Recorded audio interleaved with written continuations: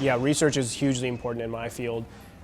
Basically, anything that I want to do, somebody's probably done before, and they've probably written some really good documentation about it on the internet. You can't come up with all the information there is to know about something on your own. You need to research. It's very important to have your facts straight, and the importance of that is increased across the number of people you have to communicate with. Sometimes we do have to justify our training. Like, why would you train library staff in this topic?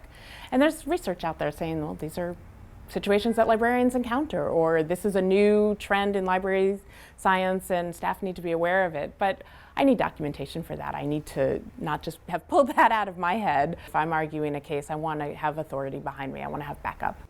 Because I do usability testing and usability research, you typically only need 5 to 8 users. I didn't come up with that number. Someone else did the actual research to cite that number.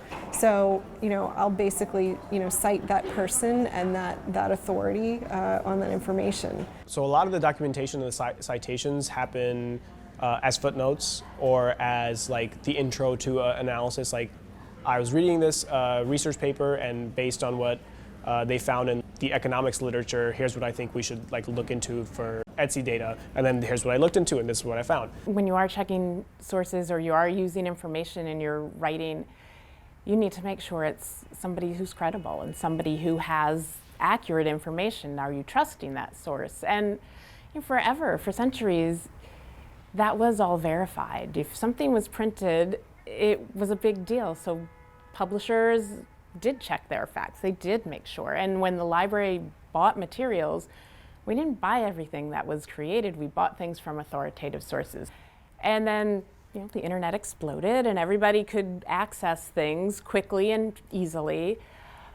You don't always know what you're accessing. You also might look at the author. Who are they and why are they saying this and what makes them credible? What gives them the authority to speak on this topic? As far as credible literature, I think, academic journals are basically the bastion of credibility. They've gone through the peer review process, all that kind of stuff. So I hold those probably in the highest of regard.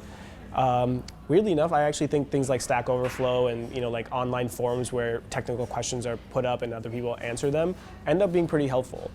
Attribution is very important. It's important to give credit. It's important not to take credit for someone else's work.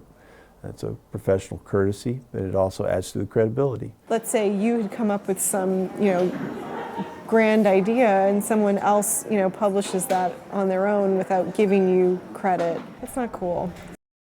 It shows that you've done the hard work and you've done the research necessary to back up what it is you have to say.